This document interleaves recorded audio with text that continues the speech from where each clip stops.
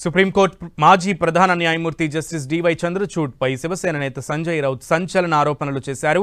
మహారాష్ట్ర ఎన్నికల ఫలితాలపై స్పందించిన సంజయ్ రౌత్ మహారాష్ట్ర ఎన్నికల్లో ఇండియా కూటమి ఓడిపోవడానికి మాజీ సీజేఐ చంద్రచూడ్ కారణమన్నారు.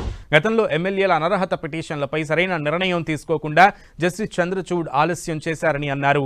పార్టీ ఫిరాయింపులను చంద్రచూడ్ పరోక్షంగా ప్రోత్సహించారని సంజయ్ రౌత్ ఆరోపించారు. చరిత్రలో చంద్రచూడ్ పేరు నల్ల అక్షరాలతో లిఖిస్తారని ఆయన అన్నారు.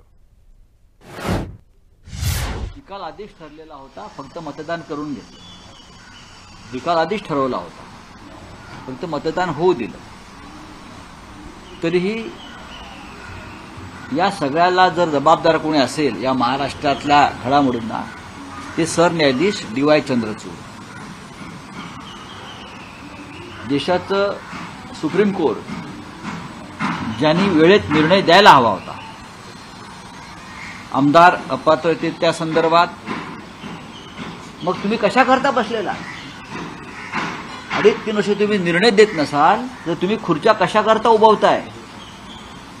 सरकारवरती का ओझं म्हणून तुम्ही जनतेच्या पैशाचं तुम्ही चुराडा करताय? धनंजय चंद्रचूड माननीय उद्धव साहेबांनी सांगितलं त्याप्रमाणे ते उत्तम प्रोफेसर किंवा लेक्चरर म्हणून बाहेर भाषणे द्यायला चांगले आहेत, पण सरन्यायाधीश म्हणून त्यांनी घटनात्मक पेचावर निर्णय देऊ शकले नाही. याबद्दल इतिहास त्यांना माफ करणार नाही. जर त्यांनी योग्य निर्णय दिला असता तर महाराष्ट्राचं चित्र बदललं असतं. आज जे तुम्हाला चित्र दिसतं तुम्हाला चित्र नक्कीच दिसलं नसतं. आणि त्यांनी निर्णय न दिल्यामुळे पक्षांतरासाठीच्या खिडकी आणि दरवाजे ते उघडे ठेवून गेलेले आहेत. आता सुद्धा कोणी कुठे कशाही उड्या मारू शकेल, विकत घेऊ शकेल, कारण कायद्याची 10व्या शेड्यूलची भीतीच राहिलेली नाही.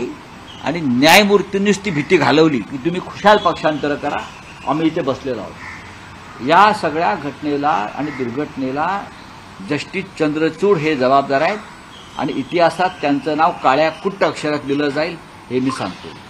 आता प्रश्न राहिला मुख्यमंत्री कोण होणार.